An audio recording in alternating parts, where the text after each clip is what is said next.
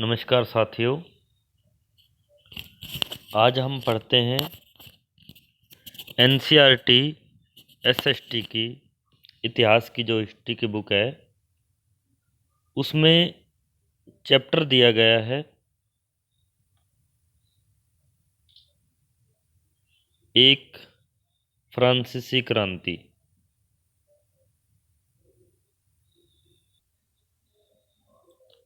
नमस्कार साथियों, आज हम पढ़ते हैं अध्याय 1 फ्रांसीसी क्रांति, जो कि हमारी एसएसटी की बुक एनसीईआरटी में इतिहास में दिया गया है।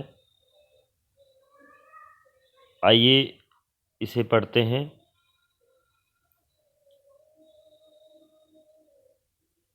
14 जुलाई 1789 की सुबह पेरिस नगर में आतंक का माहौल था। सम्राट ने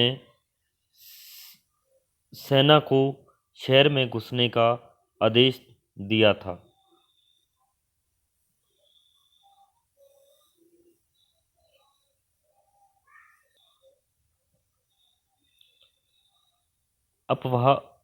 अफवाह थी कि वह सेना को नागरिकों पर गोलियां चलाने का आदेश देने वाला है। लगभग 7,000 मर्द तथा औरतें टाउन हॉल के सामने एकत्र हुए और उन्होंने जनसेना का गठन करने का निर्णय लिया। हथियारों की खोज में वे बहुत से सरकारी भवनों में जबरन प्रवेश कर गए। अतः सैकड़ों लोगों का एक समूह पेरिस नगर के पूर्वी भाग की ओर चल पड़ा और बास्तील किले की जेल को तोड़ डाला, जहां भारी मात्रा में गोला बारूद मिलने की संभावना थी। साथियों, ये एक आतंक था जो पेरिस नगर की कहानी है। उस टाइम की एक कहानी हम पढ़ रहे हैं कि जो वहाँ की सेना थी और उन्होंने जो नागरिकों पर गोलियां चलाने का आदेश दिया था, उसको लेकर नाराज होकर जो जनता थी, नागरिक थे, वो किले की ओर बढ़ने लगे। हथियारों पर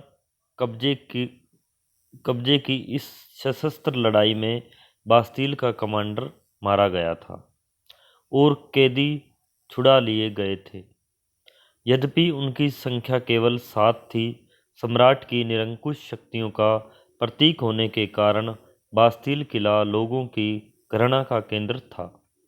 इसलिए किले को ढा दिया गया और उसके अवशेष बाजार में उन लोगों को बेच दिए गए जो ध्वंस को बतौर स्मृति चिन्ह संजोना चाहते थे। इस घटना के बाद कई दिनों तक पेरिस तक देश के देहाती क्षेत्रों में कई और संघर्ष हुए। अधिकांश जनता पाव रोटी की महंगी कीमतों का विरोध कर रही थी। बाद में इस दौर का सिंहावलोकन करते हुए इतिहासकारों ने इसे एक लंबे घटनाक्रम की ऐसी शुरुआत कड़ियों के रूप में देखा जिनकी परिणति फ्रांस के सम्राट को फांसी दिए जाने में हुई। हालांकि उस समय अधिकांश लोगों को ऐसे नतीजे की उम्मीद नहीं थी। ऐसा क्यों और कैसे हुआ?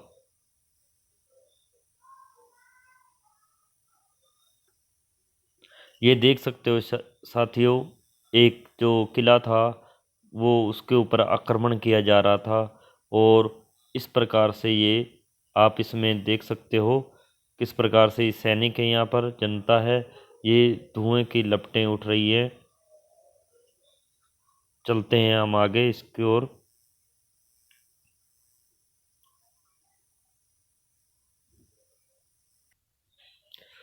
आगे दिया गया है पॉइंट 1 है 18वीं सदी के 18वीं सदी के उत्तरार्ध में फ्रांसीसी समाज, ये जो जब 18वीं सदी शुरुआत हुई थी, उस समय जो फ्रांसीसी समाज था उसकी क्या दशा थी, देखते हैं। सन 1774 में बुर्बो राजवंश का लुई 16वां फ्रांस की राजगद्दी पर आसीन हुआ।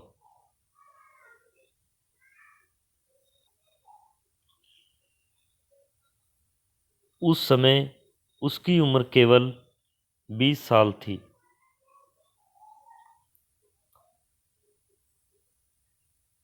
और उसका विवाह ऑस्ट्रिया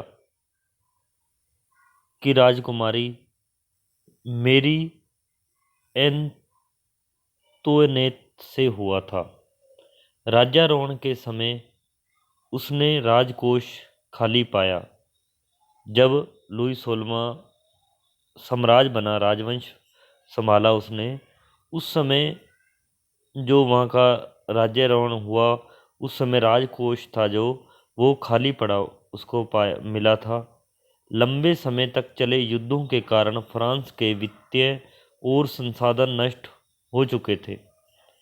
वर्साय के विशाल महल और राज दरबार की शानो शौकत बनाए रखने की फिजूल खर्ची का बोझ अलग से था।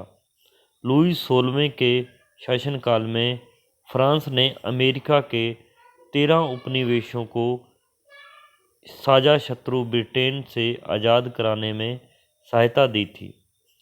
इस युद्ध के चलते फ्रांस पर 10 अरब लिव्रे से भी अधिक का कर्ज और जुड़ गया, जबकि उस समय उस पर पहले से ही 2 अरब लिव्रे का बोझ चढ़ा हुआ था। सरकार से कर्जदाता अब 10% ब्याज की मांग करने लगे थे। फलस्वरूप फ्रांसीसी सरकार अपने बजट का बहुत बड़ा हिस्सा दिनों दिन बढ़ते जा रहे कर्ज को चुकाने पर मजबूर था। अपने नियमित खर्चे जैसे सेना के रखरखाव, राज दरबार, सरकारी कार्यालयों या विश्वविद्यालयों को चलाने के लिए फ्रांसीसी सरकार करों में वृद्धि के लिए बाध्य हो गई। पर यह कदम भी नाकाफी था। 18वीं सदी में फ्रांसीसी समाज 3 एस्टेट में बटा था और केवल तीसरे एस्टेट के लोग, जनसाधारण, ही कर अदा करते थे। वर्गों में विभाजित फ्रांसीसी समाज मध्यकालीन सामंती व्यवस्था का अंग था। प्राचीन राजतंत्र पद का प्रयोग सामान्यतः सन 1789 के पहले के फ्रांसीसी समाज एवं संस्थाओं के लिए होता था। आप चित्र 2 फ्रांसीसी समाज की वर्ग व्यवस्था को दर्शाता है। चित्र 2 दिया गया है जो ये फ्रांसीसी समाज की जो व्यवस्था है उसको दर्शाता है। आप देख सकते हो इस चित्र में प्रथम स्टेट पादरी वर्ग, द्वितीय स्टेट कुलीन वर्ग, तृतीय स्टेट बड़े व्यापारी, व्यवसायी, अदालती कर्मचारी, वकील आदि हैं। इसमें किसान और कारीगर, छोटे किसान, भूमिहीन, मजदूर और नौकर ये सबसे नीचे थे। ये एक प्रकार की श्रेणियां थी, आप इस चित्र में देख सकते हैं। ये नीचे सबसे नीचे गरीब किसान थे, गरीब लोग थे, उसके ऊपर किसान, ये कर्मचारी, वकील, बड़े व्यवसायी तृतीय स्टेट के, कुलीन वर्ग जो थे द्वितीय स्टेट के थे, पादरी वर्ग के जो लोग थे वो प्रथम स्टेट के लोग थे।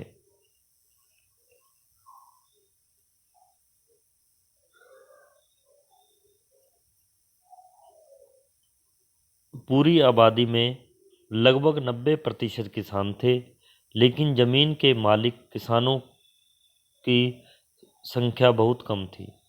लगभग 60% जमीन पर कुलीनों, चर्च और तीसरे स्टेट के अमीरों का अधिकार था। प्रथम 2 स्टेट्स कुलीन वर्ग एवं पादरी वर्ग के लोगों को कुछ विशेषाधिकार जन्मना प्राप्त थे। मतलब जन्म से ही जो पादरी वर्गों में जन्म लेता था व्यक्ति, उसको जन्म से प्राप्त थे विशेषाधिकार कुछ। इनमें से सबसे महत्वपूर्ण विशेषाधिकार था राज्य को दिए जाने वाले करों से छूट। ये जो पादरी वर्ग के लोग थे, इनको करों में छूट थी। कुलीन वर्ग को कुछ अन्य सामंती विशेषाधिकार भी हासिल थे। वह किसानों से सामंती कर वसूल करता था। किसान अपने स्वामी की सेवा, स्वामी के घर एवं खेतों में काम करना, सैन्य सेवाएं देना अथवा सड़कों के निर्माण में सहयोग आदि करने के लिए बाध्य थे। जो किसान लोग थे वो क्या थे? अपने स्वामी के लिए बाध्य थे, राजा के लिए। चर्च में किसानों से करों का एक हिस्सा, जिसको क्या कहते हैं? टाइद। ये टाइद जो था, ये एक धार्मिक कर था, कर के रूप में वसूला जाता था। ऊपर से तीसरे स्टेट के तमाम लोगों को, सरकार को तो कर चुकाना ही होता था। इन करों में टाइल, प्रत्यक्ष कर, एक होता है टाइद जो धार्मिक कर है, दूसरा है टाइल, ये प्रत्यक्ष कर है, और अनेक अप्रत्यक्ष कर शामिल थे। अप्रत्यक्ष कर नमक और तंबाकू जैसी रोजाना उपयोग की जाने वाली वस्तुओं पर लगाया जाता था। इस प्रकार राज्य के वित्तीय कामकाज का सारा बोझ करों के माध्यम से जनता से वहन करती थी। जो सरकार थी, जो राजा थे, वो करों से, आम जनता से कर वसूल करके उनसे पैसा उगाती थी।